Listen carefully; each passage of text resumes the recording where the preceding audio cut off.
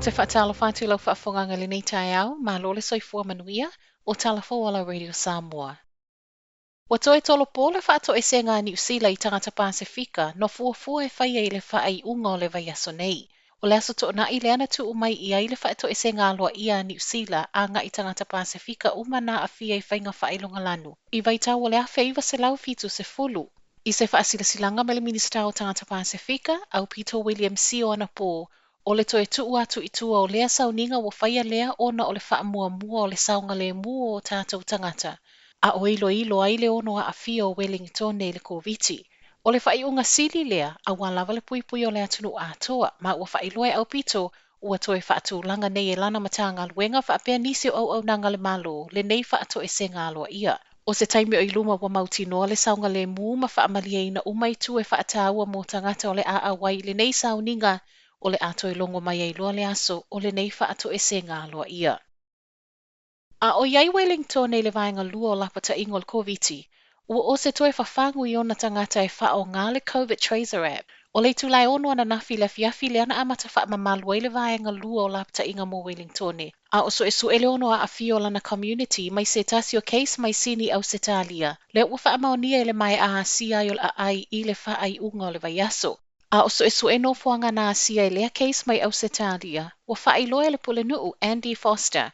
E le to a tele tangata Wellington o muli ta ia whaatonunga o le tatau na scan o le Tracer app a wā whaamaumaunga o no fuanga e asia. O se tasi o no fuanga na asia le case whaamaunia o le mataanga I te papa, ma o le ana tāpuni I le aso ana nafi. Ai whaamama ma e o atu I le lua awhi lima se lau tangata. Na asia le no fuanga e au fia I malana au whai ngā luenga o su e nei, ma e o no whaanofo I sea. O lea fo ina whai ai ma le pōsiva po le bola le Colisia Whitby I lea lava no fuanga. Ma ono o lea sa iai le to a tele o whai a onga I le taimi nāsia I le case wha maonia le mataanga. Ua tāpuni ai ma lea onga mo aso o totoe o le nei vai aso wha lea ua onga.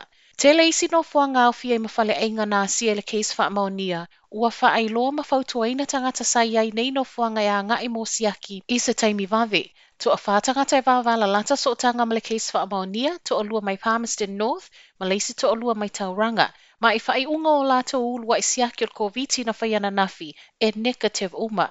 O no fuanga wai ai nei le lapta inga vaenga lua, o Wellington, Wairarapa, ma Kapiti Coast, ma e toa ilo I le aso sa nei lapta inga a o mata I tū wai le ono la mati o le community, mai le case wha maonia mai sini. O le papolengo lo iai o le ono sao mai ai o le siama o le Delta, le e whaape sili atu ma vave le pepesi, wha atusa tusa I le ulua I vairusi. Mana tua lapta inga vaenga lua, e le ma whaiona whaini whaatasinga I silia ma le se lau tangata, ta tawana tausi le vā maisi tangata, no foi le whale pe a le malosi ato atoa ai mai se, wha a wawona scan the COVID Tracer app I so o se no fuanga I asia. E ui I whautuanga I tangata whaataua Wellington e aua le popole, ma whaia whaatau e peona masani ai. E o mai ana po, wale ini pepa mo whale le tā ua po toilet papers a nisi o supermarketi. E le itaina le lima na nafi ai wale ini toilet papers I lunga o whata le supermarket le Countdown I Kilburnie. Ua sa wai ma le whautuanga le sui al pūlenga I tangata uma o lo o tele o loa, ma o lea lava I tatala I taibi masani e ui ua se e nei le lapata inga vaenga lua. O le la le Countdown I Cable Car Lane, lea nasi e le case wha maonia mai sini, o lea na tāpuni ai la wau lea na nafi ai wha mama, ma o lana au whai ngā luenga na ngā lulua I le aso sai le taimi nasi e le case le whale o loa, ua wha atonu ina nei enu nofo I le whale. I tala le staff, o toilet papers lea na vave o nā lua le Countdown, a o le New World o Whalawa. E mana tua pele tamaya Janesh Prasad o se tamainga lue malosi ma wha mua lona ainga. O le ua mai atoe sauninga Prasad lea na umalona soifua I le asio sio na oso wha iei au kilani saute le aso nai.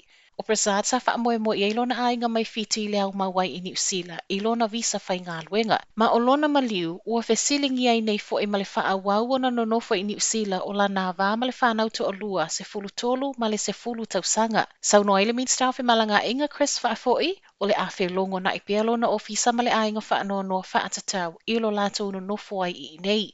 E pe o le to a tele o tangata Pasifika o lo sa ili manuia mai I New Zealand, o Prasad lea fo isanga luema fesosoani lona ainga I fiti, ma ono koviti o lea sa mata mai ona tua ai ona to e sauninga online.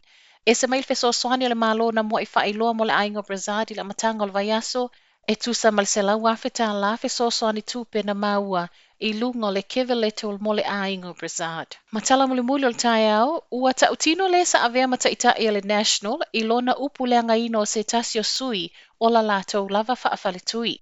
O le ua whaato ese top mala I le National whaapelo na ta ita ia Judith Collins, ona o ana saunoanga na whaia whaantatau ia hare te hipango. O le aso lua lea na whaatau tua ai hipango na te suia le avano Nick Smith, ma o le pō lava lea na whono ai le National whaatatau il mata upu, lea ua toi whaato ese ai mala. O se whaato e senga o tā uai fo ia mala wa sa uni e li taia mai whainga polo kiki le pālota a sau. O lo te enai mala tu a inga, o i o lo o liki e tua whaamtalanga. A o whono ai la ona o mala mana saunoanga whaasanga ia hipango, o lea fo ia fōlinga mai na wha o ngā se e hipango tu pia tangata tutongi la fo ngā New Zealand. Whaata wai mea whale ma le TV. Ai mai le taita ia Collins, o le sasi, mana mafua lea I le coding era. O tala nao le nei tai au, manuia le nei aso.